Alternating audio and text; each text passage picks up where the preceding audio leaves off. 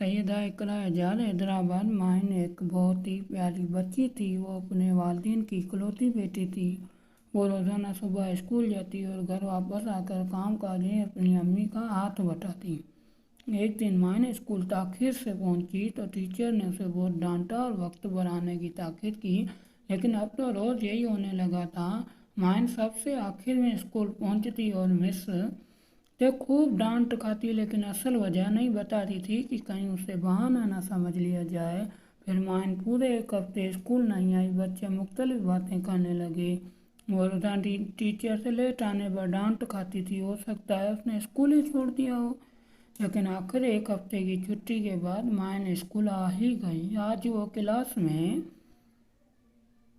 एक हफ्ते की छुट्टी के बाद माहिन स्कूल आ ही गई। आज वो क्लास में सबसे पहले आई थी। टीचर क्लास में दाखिल हुई तो सब बच्चों ने उठकर उन्हें सलाम किया।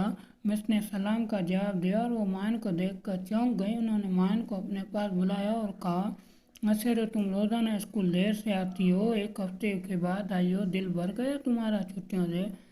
मिस गुस्से से उसे डांटने जा रही थी और माहिन की आंखों से आंसू बह रहे थे। उसने मिस से कहा, मिस मैं कुछ कहना चाहती हूँ।